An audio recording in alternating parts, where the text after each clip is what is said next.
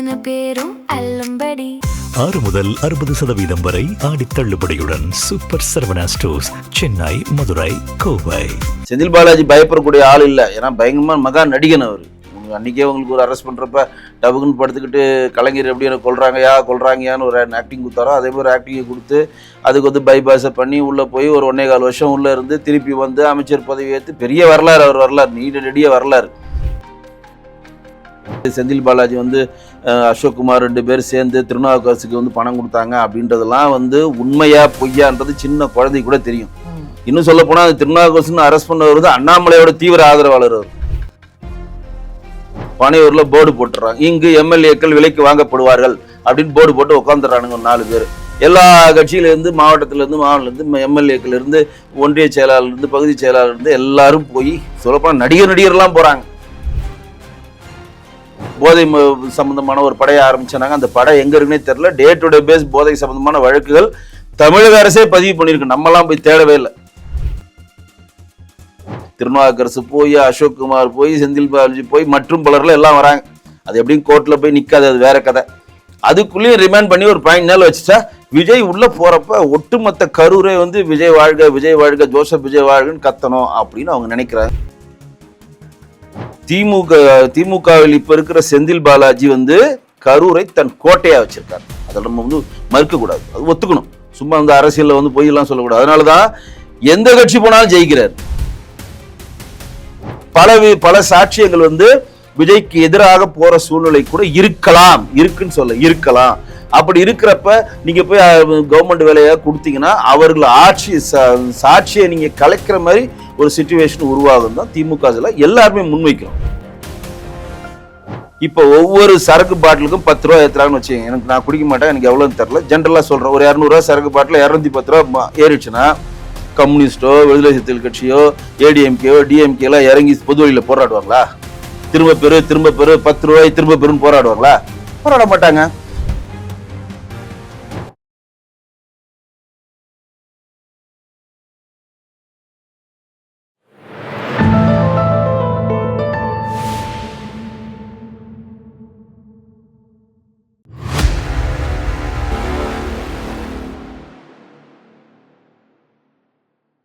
தாமரை TV நேயர்களுக்கு அன்பான வணக்கம். இன்று வந்த நேர்காணலில் சிறப்பு விருந்தினர் தமிழக பாஜகவின் கலை மற்றும் கலாச்சார பிரிவின் மாநில அமைப்பாளர் வெங்கடேசன் அவர்கள் நம்முடன் இருந்திருக்கிறார். சார் வணக்கம். வணக்கம் மேடம். இன்னைக்கு தமிழகத்தில் வந்து பேசு பொருளாக இருக்கக்கூடிய ஒரு விஷயம்தான் குதிரை பேரம்.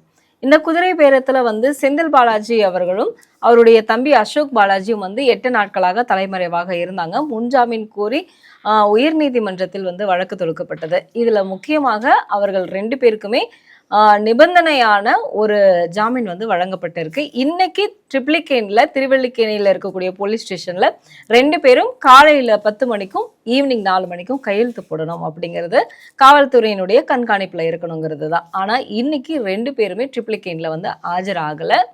இது என்ன காரணம் அப்படின்னு நம்ம எடுத்துக்கலாம். இது வந்து என்ன காரணம்னா, அவர்களுக்கு வந்து நீதிமன்றம் மேலேயும் நம்பிக்கை இல்லை, தமிழக காவல்துறை மேல நம்பிக்கை இல்லை, தமிழக ஆட்சியாளர் மேல நம்பிக்கை இல்லை அப்படின்னு தான் நான் பாக்குறேன். அப்படின்னா நீதிமன்றத்தின் வந்து இது எப்படி எடுத்துக்கிறது? அவங்க நீதிமன்றத்துல வந்து வாரண்ட் தான் இஷ்யூ பண்ணுவாங்க. நீங்க தொடர்ந்து இந்த மாதிரி 3 நாள் 4 நாள் நீங்க ஆஜராம இருந்தீங்கன்னா தாவேகா தரப்பு வந்து கோர்ட்ல போயிட்டு பிடிவாரண்ட் வாங்கிடுவாங்க. இல்ல அவமதிக்கும் நீதிமன்ற அவமதிப்பு வழக்கு. நீதிமன்ற அவமதிப்பு ஒண்ணு, பிடிவாரண்ட் ஒண்ணு. அப்ப எனக்கு என்னன்னா, செந்தில் பாலாஜி பயங்கரமா பயந்துருக்காரு அப்படின்னு தான் நான் நினைக்கிறேன். செந்தில் பாலாஜியும் அசோக்குமாரும் உள்ள வந்து நம்ம கையெழுத்து போடுறப்ப கூட நம்மளை கடத்திட்டு போய் எதனா பண்ணுவாங்களான்னு பயப்படுறாரா அப்படின்னு கூட எனக்கு சூழ்நிலை. ஏன்னா செந்தில் பாலாஜி பயப்படக்கூடிய ஆள் இல்லை. ஏன்னா பயங்கரமா மகா நடிகன் அவர். அன்றைக்கே உங்களுக்கு ஒரு அரெஸ்ட் பண்ணுறப்ப டபுக்குன்னு படுத்துக்கிட்டு கலைஞர் எப்படி எனக்கு கொள்றாங்கயான்னு ஒரு ஆக்டிங் கொடுத்தாரோ அதே மாதிரி ஆக்டிங்கை கொடுத்து அதுக்கு வந்து பைபாஸை பண்ணி உள்ளே போய் ஒரு 1.25 வருஷம் உள்ளே இருந்து திருப்பி வந்து அமைச்சர் பதவி ஏற்று பெரிய வரலாறு அவர் வரலாறு, நீடிய வரலாறு. இஷ்யூஸ் என்னன்னா, எனக்கு தெரிஞ்சு என்னுடைய கணிப்பு கரெக்டாக இருந்ததுன்னா செந்தில் பாலாஜியும் அசோக்குமாரும் இந்தியாவில் இருந்திருக்க வாய்ப்பே கிடையாது.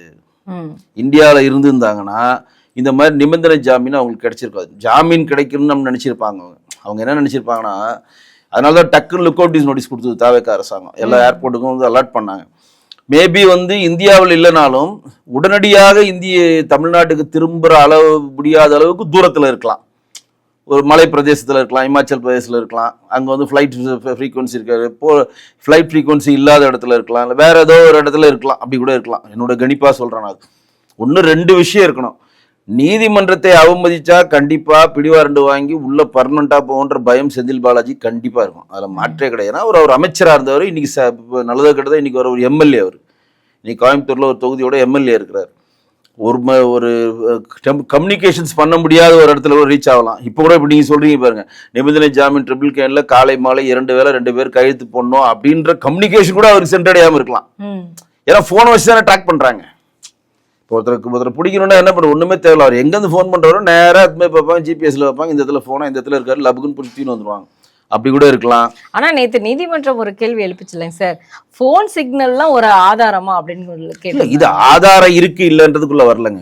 இது வந்து செந்தில் பாலாஜி வந்து அசோக்குமார் 2 பேர் சேர்ந்து திருநாவுக்கரசுக்கு வந்து பணம் கொடுத்தாங்க அப்படின்றதெல்லாம் வந்து உண்மையா பொய்யான்றது சின்ன குழந்தை கூட தெரியும். இன்னும் சொல்ல போனா அது திருநாவுக்கரசுன்னு அரெஸ்ட் பண்ணவர் வந்து அண்ணாமலையோட தீவிர ஆதரவாளர். அவர் அண்ணாமலை தான் ஜெயிப்பாரு, அண்ணாமலை விவித லீடர்ஸ் வந்து மிகப்பெரிய லெவலில் வரும், போன வாட்டி அண்ணாமலை தமிழ்நாட்டுடைய சிஎம் ஆக வேண்டிய ஆளு அப்படி இப்படின்னு சொல்லி தொடர்ந்து பதிவிட்டு வருவார். அவர் எப்படி இதில் கோர்ந்து வந்தாருன்ட்டு தனி கதை. அது வந்து தாவேக்காவுடைய திரைக்கதை வசனம், அந்த வசனம் தனியாக போட்டோம்.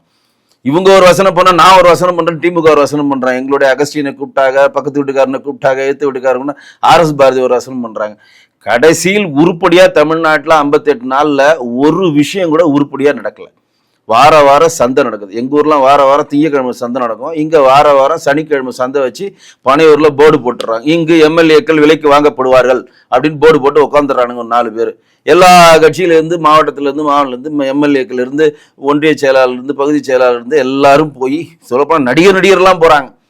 போயிட்டு இன்னைக்கு தாவேக்கால வின் பண்ணிட்டு முழுக்க இந்த தாவேக்கா கட்சியை பலப்படுத்துற வேலையும் இந்த அரசாங்கத்தை காப்பாற்றுற வேலையும் தான் இந்த தாவேக்கா பண்ணுது தவிர உருப்படியான ஒரு விஷயம் பண்ணியிருக்காங்களா? சும்மா அந்த சிங்கப்பெண் படைன்னு ஒரு படத்தை ஓட்டுவானுங்க. சிங்கப்படைய ஆரம்பிச்சிட்டோம், சிங்கப்படையாரும் பழைய பெட்ரோலை அம்மா பெட்ரோலை பெயிண்ட் அடிச்சு சிங்கப்படைன்னு மாற்றினானுங்க. அந்த 200 யூனிட் எவ்வளோ பெரிய அம்பக்குன்னு உங்களுக்கே தெரியும். 500 யூனிட்டுக்கு மேலே போனால் 100 யூனிட்டும் வச்சு உள்ளதும் போச்சு நொலக்கண்ணா கான்செப்ட். அது அப்புறம் வந்து போதை சம்பந்தமான ஒரு படையை ஆரம்பிச்சாங்க. அந்த படை எங்க இருக்குன்னே தெரியல. டே டு டே பேஸ் போதை சம்பந்தமான வழக்குகள் தமிழக அரசே பதிவு பண்ணியிருக்கு, நம்மலாம் போய் தேடவே இல்லை. இன்னைக்கு அம்மோனியா வாயு கசிகளை 25 பேர் செத்து போனானுங்க. அது பீகாரை சேர்ந்தவனா ஒடிசாவை சேர்ந்தவனா தெரியல. ஒரு முதலமைச்சர் போய் எட்டி கூட பார்க்கல. இந்த கீர்த்தனான்றது உலகத்துல இருந்து லண்டன் எலிசபெத் பேத்தி மாதிரி காமெடி பண்ணிட்டு இருக்கு. நம்மளோட தலையெழுத்து பாருங்க. இவங்கெல்லாம் மினிஸ்டர் நம்மளாம் கேட்க வேண்டிய கட்டாயத்துல இருக்கோம்.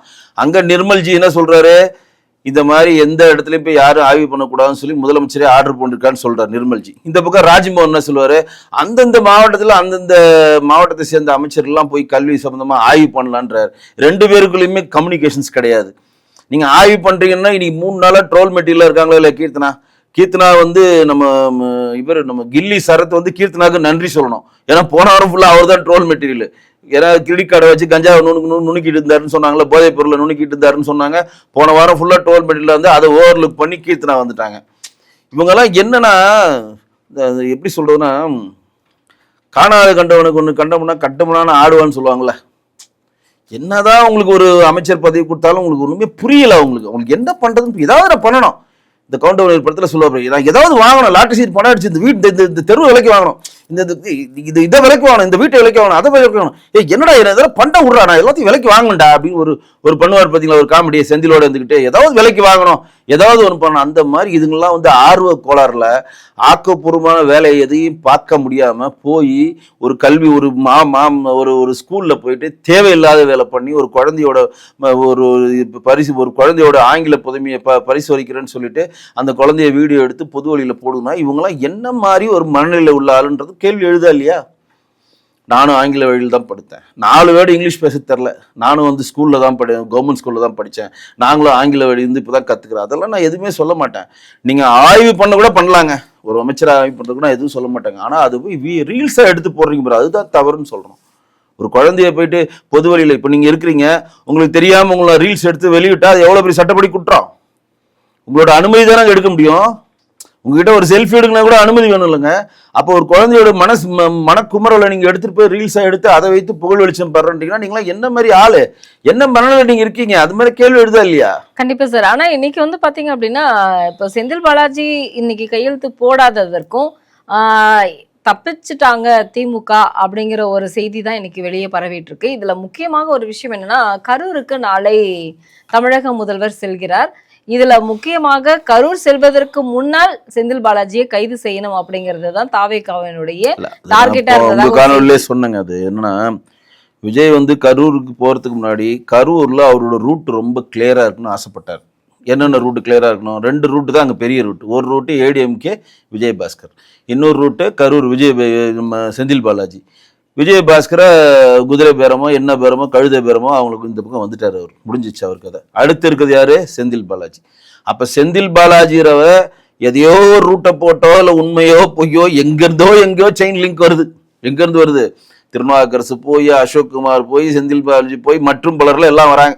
அது எப்படியும் கோர்ட்டில் போய் நிற்காது, அது வேற கதை. அதுக்குள்ளேயும் ரிமைண்ட் பண்ணி ஒரு பாயிண்ட் நாள் வச்சுட்டா விஜய் உள்ள போறப்ப ஒட்டுமொத்த கரூரே வந்து விஜய் வாழ்க விஜய் வாழ்க ஜோசப் விஜய் வாழ்கன்னு கத்தணும் அப்படின்னு அவங்க நினைக்கிறாங்க. ஒன்று, ஏன்னா கரூர் வந்து அவர் என்ன விஜய் பயப்படுறாருன்னு நான் பர்சனலாக ஃபீல் பண்றேன்னா, நல்லதோ கெட்டதோ உண்மையோ பொய்யோ சில விஷயங்கள் நம்ம ஒத்துக்கணும். திமுகவில் இப்ப இருக்கிற செந்தில் பாலாஜி வந்து கரூரை தன் கோட்டையா வச்சிருக்காரு. அதை நம்ம வந்து மறுக்க கூடாது, அது ஒத்துக்கணும். சும்மா அந்த அரசியல்ல வந்து பொய்யெல்லாம் சொல்லக்கூடாது. அதனாலதான் எந்த கட்சி போனாலும் ஜெயிக்கிறார். திமுக போனாலும் ஜெயிக்கிறாரு, அம்மா மக்கள் முன்னேற்ற போனாலும் ஜெயிக்கிறாரு, மறுமலர்ச்சி திராவிட முன்னேற்ற கழகம் போனாலும் ஜெயிக்கிறாரு, ஏடிஎம்கே போனாலும் ஜெயிக்கிறாரு. எந்த கட்சி போனாலும் ஜெயிக்கிறாருன்னா ஒட்டுமொத்த தொகுதியை தன்னுடைய கண்ட்ரோல்ல வச்சிருக்காரு அப்படின்றத நம்ம ஒத்துக்கணும். அதனாலதான் அவருக்கு கரூர்ல இருந்து கோயம்புத்தூர் டிரான்ஸ்பர் பண்ணாலும் கோயம்புத்தூர் மேற்குலையும் ஜெயிக்கிறார். நான் அவரை புகழ்ந்து பேச சொல்லல, ஜஸ்ட் யதார்த்தத்தை உண்மையை சொல்றேன். அப்ப அங்க வந்து அந்த கட்டமைப்பு இருக்கிறப்ப விஜய் போறப்ப நம்ம மோடி வந்தவொன்னு திமுக காரங்க படம் காட்டுவானுங்க பாருங்க, கருப்பு பலனை விட்டு கருப்பு குடையத்தெல்லாம் செம்ம காமெடி எல்லாம் பண்ணுவாங்க பாருங்க. அந்த மாதிரி ஒரு காமெடி எதுவும் அரங்கேறக்கூடாதுன்னு சொல்லி விஜய் பர்சனலா ஃபீல் பண்றாரு. அது நடக்குவாங்க. 41 பேரை கொண்டு முதல்வரை திரும்பி போ அப்படின்னு சொல்லி இவங்க பலூன் விட்டுக்கிட்டோ இல்லாட்டி கொடை பிடிச்சுக்கிட்டோ, ஏன்னா சுத்தி இருக்க கோட்டை அவங்க கோட்டை தானே, என்ன வேணா பண்ணலாம். அந்த மாதிரி எதுவும் வரக்கூடாது. நம்ம ஸ்ட்ரெயிட்டா போனா ஒட்டுமொத்த கரூர்ல இருக்கிறவங்க எல்லாருமே, நான் வந்து இது ஜி தமிழ்ல சொல்லுவதில் உண்மை பண்ணியிருக்கேன். ஒரு கட்டத்துல ஊடகத்துல ஒர்க் பண்றப்ப இந்த சொல்லுவதில் உண்மை பண்றப்ப ஒரு மாவட்டத்திலையும் அந்த சொல்லுவதில் உண்மை எந்த அளவு ரீச் ஆயிருக்கு நாங்கள் இன்ஸ்பெக்ஷன் போவோம், நாங்களாம் சேர்ந்து போவோம். நீங்க திருப்பூர்ல நாங்க போய் இருக்கிறப்ப ஒட்டுமொத்த திருப்பூரே அந்த 8 மணிக்கு அந்த ஊரே ஒழிச்சுது. சொல்வதெல்லாம் உண்மைன்னு சொல்லி அந்த ஊரே ஒழிச்சுது, ஒட்டுமொத்த திருப்பூரே ஒழிச்சுது. அந்த அளவு வியூவர்ஸ் அங்க இருந்தாங்க. அந்த டைமுக்கு ஒட்டுமொத்தமா எல்லாரும் டிவி முன்னாடி நிற்கிற மாதிரி அவ்வளோ ஒரு பெரிய ஒரு ஹிட்டான அந்த ஷோ. அதே தான் விஜய் எதிர்பார்க்கிறார். உள்ள நுழைஞ்சவன எங்கேயுமே எதிர்ப்பு இருக்கக்கூடாது. ஒட்டுமொத்த கரூர் ஜோசப் விஜய் வாழ்க சொல்லணும்னு அவர் நினைக்கிறாரு. அதற்காக இந்த விஷயம் எல்லாம் பண்றாரு. இன்னைக்கு நீதிமன்றமும் வந்து அதுக்கு திமுக வேற நறுக்குன்னு ஒரு கொட்டி வாங்கிட்டு வந்து சுப்ரீம் கோர்ட்ல போயிட்டு, விஜய நீ தான் கேஸ் போட்ட, நீ கேஸ் போடுறப்ப மற்றும் பலர்ல சேர்த்திருக்க, அவரை குற்றப்பத்திரிக்கையும் கொடுக்கல, அவர் குற்றவாளினே நீ சொல்ல, நீயே கேஸ் போட்டு அவர் குற்றவாளி இல்லைன்னு சொல்லிட்ட, அப்புறம் நீயே அவர் குற்றம் செஞ்சவர் சிபிஐ விசாரணை வந்து இப்படி ஆயிடும் அப்படி ஆயிடும்னு சொல்லிட்டு நறுக்குன்னு கொட்டி அனுப்பிச்சிருச்சு. இப்ப 2வது தடவை என்ன கேட்டிருக்காங்கன்னா, அவர் 41 பேருக்கு வந்து அரசு ஆணை கொடுக்க போறாரு, கவர்மெண்ட் வேலை கொடுக்க, அதுக்கு தடை பண்ணணும். ஏன் தடை பண்ணணும்? எவ்வளவு பேர் சாலை விபத்துல இறக்குறாங்க, எவ்வளவு பேர் தீ விபத்துல இருக்கிறாங்க, எவ்வளவு பேர் தற்கொலை பண்ணிக்கிறாங்க, எவ்வளவு பேர் நீட்டு வேணான்னு சொல்லி செத்து போறாங்க, எவ்வளவு பேர் இதே மாதிரி அரசியல் கூட்டங்களில் கலந்து உயிரிழந்திருக்காங்க.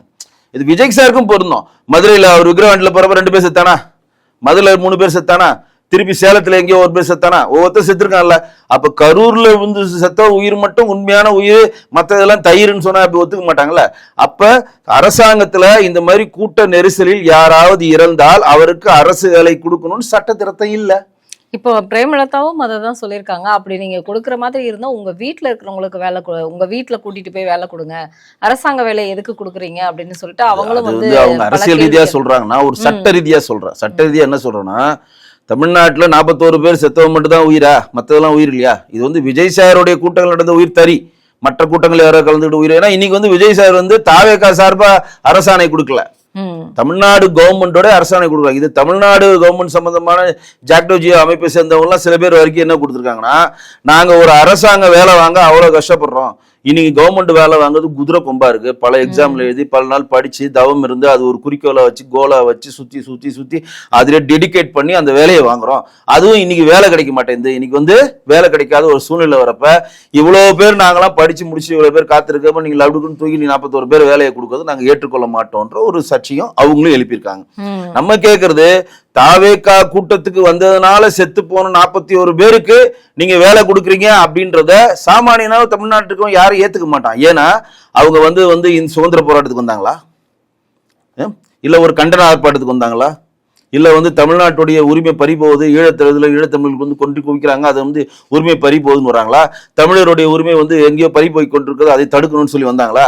அவங்க வந்தது விஜயை பார்த்து ஒரு ரீல்ஸ் எடுத்து ஒரு செல்ஃபி எடுத்து போகணும் தானே வந்தாங்க. 41 பேருமே விஜயை பார்க்க வேண்டும் ஆர்வத்தில் வந்தவர்கள் தானே. இதை கூட நிறைய இதில் சொல்லியிருக்கேன். இந்த செத்து போன 41 பேர்ல விஜயோடைய தாவேகா நிர்வாகிகள் எத்தனை பேர் கேட்டா ஒருத்தன் கூட கிடையாது. இதுதான் பெரிய காமெடியே. எவனா ஒன்றிய தலைவர் செத்து போனானா, மாவட்ட தலைவர் செத்து போனானா, மண்டல் தலைவர் செத்து போனானா கேட்பாங்களங்க, எல்லாருமே கேட்பாங்களே. 41 பேர் செத்து போயிட்டான். 41 பேர் யாரு? தாவேகா அடிப்படை உறுப்பினரா? இல்ல. தாவேகா ஐடி கார்டு வச்சிருக்காங்களா? தெரியாது. அப்ப செத்து போனதெல்லாம் யாருன்னா விஜயை வேடிக்கை பார்க்க வந்த பப்ளிக்.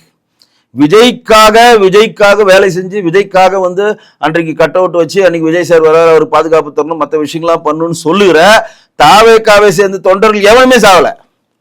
எவ்வளவு செத்துருக்காங்க லிஸ்ட் கொடுக்க சொல்லுங்க. 47 பேர் லிஸ்ட் கொடுக்க சொல்லுங்க. 47 பேர்ல தாவேகாவுடைய மாநில செயலாளர் செத்து போயிட்டான், தாவேகாவுடைய அணிப்பிரிவு சம்பந்தப்பட்ட ஒரு மாவட்ட தலைவர் செத்து போயிட்டான்னு காட்ட சொல்லுங்க. ஒருத்தருமே இல்லை. அப்ப இந்த 41 பேர் செத்து ஸ்ட்ராட்டஜி மிகப்பெரிய ஒரு துயர சம்பவம். மாற்று இல்லை. அரசாங்கம் 10 லட்சம் கொடுத்துச்சு, விஜய் 20 லட்சம் கொடுத்துட்டாரு. மாற்று இல்லை. விஜய் குறிச்சு தனிப்பட்ட முறையில் கொடுத்தாரு. அரசாங்கம் ஒரு டார்கெட் வச்சிருப்பாங்க. கூட்ட நெரிசல்ல ஒரு செத்து போனோம்னா 10 லட்சம். கள்ளச்சாராயம் அது திமுக இன்னும் சூப்பரா பண்ணுவானுங்க. மற்ற சாவு பட்டாசு தொழிற்சாலை எவனா செத்தானா 2 லட்சம் தான். கள்ளச்சாராயம் செத்தானா 10 லட்சம். அது கூட அன்னைக்கு பெரிய பிரச்சனை ஆயிடும் சொல்லி உடனே 10 லட்சத்தை கொடுத்தாரு அவர். ஏன்னா கள்ளச்சாரத்துக்கு 10 லட்சம் கொடுத்து அது கொடுத்தாங்கன்னு சொல்லி கொடுத்துட்டாரு. அப்ப நிவாரணம் எல்லாம் வழங்கப்பட்டு விட்டது. ரெண்டாவது இன்னொருத்தர் என்ன சொல்றாங்கன்னா, நீங்கள் இப்ப இந்த அரசாணையை கொடுத்தீங்கன்னா இன்றைக்கு சிபிஐ விசாரணையில இருக்கு இந்த வழக்கு. என்ன விசாரணையில இருக்கு? அன்றைக்கு காவல்துறை மேலே தப்பா இல்ல தாவேகா சேர்ந்த நிர்வாகிகள் சொல்லி அவங்க ஒரு 5 பேர் போட்டிருக்காங்க. புசி ஆனந்த், ஆதவ அர்ஜுனா, ஜான் ஆரோக்கியசாமி, இன்னும் 2 பேர் விஜய் சார் சேர்க்கல. அதில் 5 பேர் மேல நிர்மல்னு சொல்லிட்டு ஒரு 5 பேர் மேல எஃப்ஐஆர் ஃபைல் பண்ணி என்கொயரி போயிட்டு இருக்கு. அப்போ ஒரு என்கொயரி செஷன் போயிட்டு இன்னைக்கு அதற்கான ப்ராசஸை சிபிஐ பண்ணிட்டு இருக்க வேலையில ரஸ்தோகி தலைமையில் தான் அது பண்றாங்க. உங்களுக்கே தெரியும், ஓய்வு பெற்ற நீதிபதி தலைமையில. அப்ப இந்த சாட்சியங்களை 41 பேரு விஜய்க்கு எதிராக கூட மாறலாம்ல. சும்மா சொல்றேன். விஜய்க்கு தான் ஆதரவா இல்லைங்க, இவரால தாங்க நாங்க செத்தோம். அதுதான் திமுகவும் சொல்லி இருந்தது. ஆமா, அதுல ஏன் சொல்றேன்னா நுணுக்கமா சொல்றேன்னா, இந்த 41 பேருக்கு விஜய் சார் நிவாரணம் கொடுக்குறப்ப 40 பேர் தான் இங்க வந்தாங்க. ஒரு லேடி வரல. உங்களுக்கு தெரியும், அவங்க பேர் நான் மறந்துட்டேன். அவங்க என்ன சொன்னாங்க, எனக்கு நிவாரணம் கொடுக்கணும்னா நீங்க இங்க கொடுங்க, உங்களை தேடி வாங்க வேண்டிய அவசியம் இல்லை, இது நான் ஒத்துக்க மாட்டேன்னு சொல்லி ஒரு தன்னம்பிக்கையா ஒரு சுயமரியாதையோட நின்னாங்க. இந்த மாதிரி இப்போ ஒரு 5 பேர் 10 பேர் இவர் தான் காரணம் கூட சிபிஐ சொல்லணும்னு நினைச்சிருக்கலாம். நான் சொல்றது நான் ஒரு அனுமூலத்தை சொல்றேன், உண்மையான எனக்கு தெரியாது. ஒரு 10 பேர் இவங்க லேட்டா வந்தது தான் காரணம், இவங்களால தான் இப்படி ஆச்சு, இவங்களை வண்டியை முன்னாடியே நிப்பாட்டாம தள்ளி நிப்பாட்டினா தான் காரணம். பல சாட்சியங்கள் விஜய்க்கு எதிராக போற சூழ்நிலை கூட இருக்குன்னு சொல்ல இருக்கலாம். அப்படி இருக்கிறப்ப நீங்க போய் கவர்மெண்ட் வேலையா கொடுத்தீங்கன்னா அவர்கள் சாட்சியை நீங்க கலைக்கிற மாதிரி ஒரு சிச்சுவேஷன் உருவாகும் தான் திமுக எல்லாருமே முன்வைக்கிறோம். நீங்க நிவாரணம் கொடுத்துட்டீங்க, மாற்று இல்லை. அப்படி விஜய் சார் மறுபடியும் அவங்க நல்லது செய்ய நினைக்கிறாரு அப்படின்னா அவங்களுக்கு எல்லாம் சேர்ந்து பார்ட்னர்ஷிப் போட்டு விஜய் சார் ஒரு படம் நடிச்சு அந்த ஷேரை கொடுக்க சொல்லுங்க. மறுவே இருக்கிறோம். விஜய் ஒரு படம் நடிங்க, அந்த 41 பேரை பார்ட்னரா போடுங்க, அந்த படத்துல எவ்வளவு லாபம் வருதோ 41 பேர் பிரிச்சு கொடுங்க. கண்டிப்பா சார். இன்னைக்கு பாத்தீங்க அப்படின்னா ஆர்பி உதயகுமார் அவர்கள் ஒரு குற்றச்சாட்டை வச்சிருக்கிறாரு, கேள்வி எழுப்பி இருக்கிறாரு. இதுல தாவேகாவை 800 கோடி ஊழல் பண்ணியிருக்காங்க.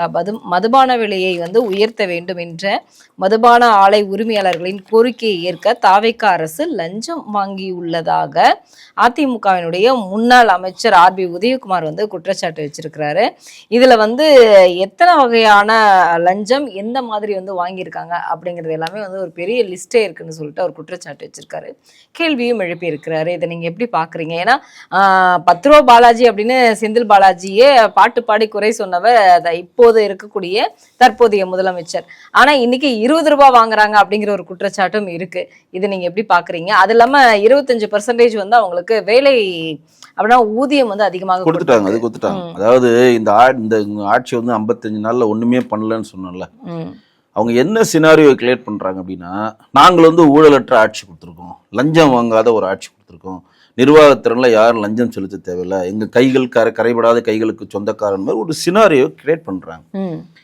இன்னைக்கு ஊழல் ஒளிஞ்சுதுன்னு தாவேகாரன் தான் சொல்றான். எதனா பப்ளிக் சொன்னானா?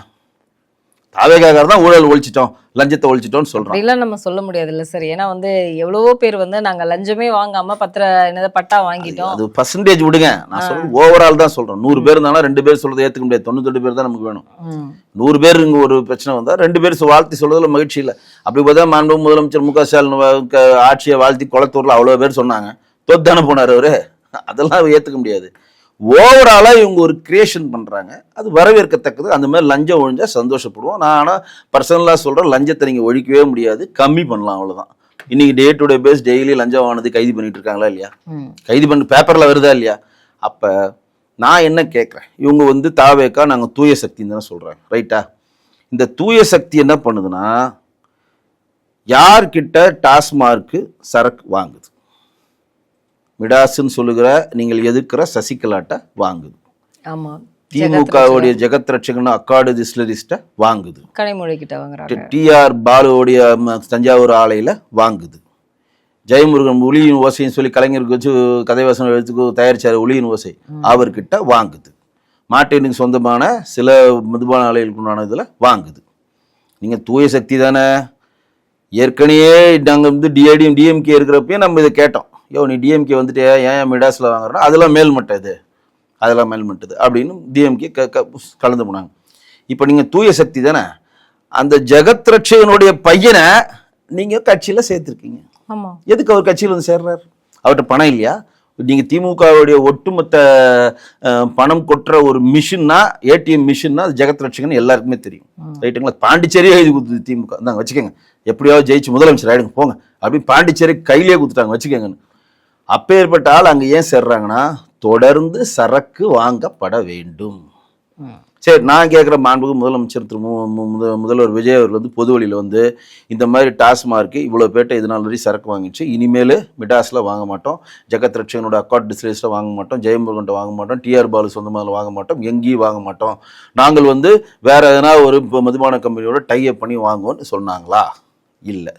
அப்போ இந்த மாதிரி நீங்கள் சொல்கிற மாதிரி இவர்கள் எல்லாம் சேர்ந்து, ஏன்னா இன்றைக்கி 51 கோடி நாங்கள் வந்து கட் பண்ணிட்டோம். ஏன்னா ஒரு ஒரு ஒரு ஒரு டாஸ்மார்க் பாட்டிலில் வந்து நீங்கள் வந்து பேக் பண்ணிங்கன்னா அந்த பேக்கில் ஒரு குறிப்பிட்ட பணத்தை பார்ட்டி ஃபண்டுன்னு சொல்லி அவங்க கலெக்ட் பண்ணிட்டாங்க திமுக. அது இவங்க என்ன சொல்கிறாங்க, பார்ட்டி ஃபண்டு ஒரு படத்தில் சொல்லுவாங்க பாருங்க, ஏங்க அங்கே பாருங்க லஞ்சம் கொடு சரக்கை கடத்திக்கிட்டு ஒருத்தர் 10 பேர் போயிட்டு இருக்காங்க, கிட்டத்தட்ட ஒரு 5 கோடி மதிப்புள்ள சரக்கு அங்கே போதுங்க அப்படின்னு ஒன்று போலீஸ் எல்லாம் திசை திருப்பி இந்த 5 கோடி பின்னாடியே ஓடிட்டு இருப்பான்.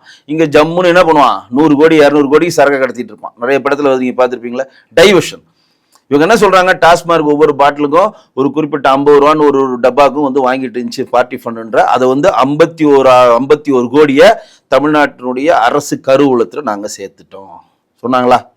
நான் சொல்ல மாண்பு முதலமைச்சர் திரு விஜய் தான் சொன்னார். இப்ப என்ன பண்றாரு, இப்ப ஜெகத்ரட்சனோட பையனை கட்சியில சேர்த்திருக்காரு. இது என்ன தூய சக்தியா? ஜெகத்ரட்சன் பையன் நேத்து வரையும் கெட்டவனா நல்லவனா மாறிட்டாரா? மனம் திருந்திட்டாரா? இனிமேல் நான் சாராயம் விற்க மாட்டேன், இனிமேல் நான் வந்து அக்காடு டிஸ்லேஸ் கம்பெனியை நான் ஊர்த்து மூடி விட்டேன், மக்களுக்கு வந்து நாங்கள் சாராயம் வந்து கொடுக்க மாட்டோம்னு சொன்னாரா? இல்லைல்ல. இது ஒன்று. அப்ப நீங்க 51 கோடி வந்து அரசாங்க கருவூலத்துக்கு வந்து சொல்ற மாதிரி சொல்லி உள்ள அனுப்பிச்சிட்டு அவன் என்ன சொல்றான், அந்த 51 கோடி போட்டோம், ஒரு டப்பாக்கும் இவ்வளவு எக்ஸ்ட்ரா தரேன், அதுக்கு நீங்க அனுமதி கொடுங்கன்னு சொல்லி ஒரு கோரிக்கை வைக்கிறாங்க. அதற்கான விஷயங்கள் கைமீறி போயிருக்கு. 1. 2வது, இப்போ ஒவ்வொரு சரக்கு பாட்டிலுக்கும் 10 ரூபா ஏற்றுறாங்கன்னு வச்சுக்கோங்க. எனக்கு நான் குடிக்க மாட்டேன், எனக்கு எவ்வளோன்னு தெரில, ஜென்ரலாக சொல்கிறேன், ஒரு 200 ரூபா சரக்கு பாட்டில் 210 ரூபா ஏறிடுச்சுன்னா கம்யூனிஸ்டோ விடுதலை சிறுத்தைகள் கட்சியோ ஏடிஎம்கேயோ டிஎம்கேலாம் இறங்கி பொது வழியில் போராடுவாங்களா?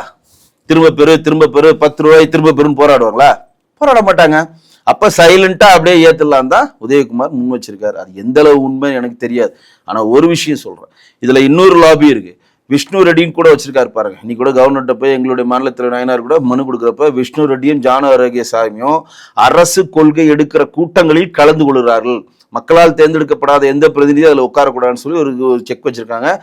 உளவுத்துறை கொடுக்குற ரிப்போர்ட்ஸ்லாம் இவங்க படிக்கிறாங்கன்ட்டு ஒரு செக் வச்சிருக்காங்க. அதுக்கான ப்ராசஸ் போகுது. இந்த விஷ்ணு ரெட்டி வந்து ஹைதராபாத்ல ஆந்திராவில் மிகப்பெரிய சாராய கம்பெனிக்கு அவருடைய பார்ட்னர்ஷிப்ல நடத்திட்டு இருக்காரு. அதன் மூலம் ஒரு டைப் பண்ணி உள்ள கொண்டு வரதுக்கு இது பண்றாங்களான்னு பல முடிச்சுகள் இங்க இருக்கு. ஆனா ஒரே ஒரு விஷயம் மட்டும் தெளிவா சொல்றேன், இது தூய சக்தின்னு சொல்லி நீங்க வந்து விஷயம் தெரியாத ரீல்ஸ் மக்களை ஏமாத்தலாம் தவிர அறிவார்ந்த அரசியல் தெரிஞ்சவங்களுக்கு கிளியரா தெரியும் நீங்கள் எப்படி எங்களை ஏமாற்றி கொண்டு இருக்கிறீர்கள். அதனாலதான் ஒரு மினிஸ்ட்ரியும் கேடாகுடமா ஒன்னு பண்ண வச்சு அதன் மூலம் நம்மளை திசை திருப்புறாங்க. 2 நாள் கீர்த்தனா பின்னாடி எல்லாம் ஒண்ணுமா, நீங்க 2 நாள் ஃபுல்லா வைரல். இது கீர்த்தனா பின்னாடி தானே வைரல். இன்னைக்கு ஏதோ ஒரு கோமாளித்தனத்தை ஏதோ ஒரு மினிஸ்டர் பண்ணுவோம், அவன் பின்னாடி ஓடுவோம். இப்படி ஒரு மினிஸ்டர் கோமாளித்தனம் பண்ணி இவங்க பின்னாடியே ஓட வச்சு இங்க அரசு செயலற்ற தன்மை இருக்கிறதையும் மறைக்கிறாங்க. அட் த சேம் டைம் குதிரை பேரம் மேலும் நம்ம திருமாவளவனையோ 2 கம்யூனிஸ்டையோ காங்கிரஸையோ முஸ்லீம் லீக்கையோ கழட்டி விட்டுட்டு நம்ம குதிரை பேரம் நடத்தி எப்படியாவது எம்எல்ஏக்களை உள்ளே கொண்டு வந்து தனிப்பெருங்கட்சியா ஆட்சி நடத்துறாங்க. தனிப்பட்ட முறையில் என்ன ஒரு பர்சனலாக அது கேட்டிங்கன்னா, திருமாவளவன் இன்னைக்கு ஆத்துல ஒரு கால் சேத்துல ஒரு கால் வச்சுட்டாரு. கம்யூனிஸ்ட் டெய்லி எதிர் விமர்சனம் பண்ணிட்டு இருக்காங்க. மேபி திருமாவளவனும் கம்யூனிஸ்டும் 6 பேரும் ஒரே டைம்ல வித்ரா பண்ணால் இந்த ஆட்சி இருக்காது. அப்படித்தானே சொல்றாங்க. 6 பேர் போனா வித்ரா பண்ணா இந்த ஆட்சி இருக்காது. At the same time Muslim League கூட திமுகவோட பேசிட்டு இருக்கதா சொல்றாங்க. மறுபடியும் நம்ம ஃபார்ம் பண்றதுக்கு ஒரு ஃபார்ம் பண்ணலான்ற மாதிரி. அப்ப காங்கிரஸை தவிர மற்றவங்களாம் அந்த கட்சி அதை விட்டு வெளியே போகலாம். At the same time Anbumani உள்ள கொண்டு போறதுக்கான ப்ராசஸ் பண்றதா சொல்றாங்க. அப்படி போனாலும் 4 சீட்டு தான். அப்ப டே டு டே பேஸ் முள் மெத்தில் தான் திரு விஜய் அவர்கள் படுத்து கொண்டிருக்கிறார். முள்ளுடைய அதாவது மிகப்பெரிய ஒரு கூர்மையான அருவாள் மேல் தான் அவர் நடந்து கொண்டிருக்கிறார். அவருடைய ஆட்சி இன்றைக்கு வரும் தள்ளாடி கொண்டிருக்கிறது. இந்த தள்ளாடி கொண்டிருக்கிறதுக்கு இன்னொரு விஷயம் என்னன்னா, செந்தில் பாலாஜி ஏன் இதுல கோர்க்கிறாங்க அப்படின்னு ஒரு விஷயம் நிறைய பேர் கேட்டாங்க.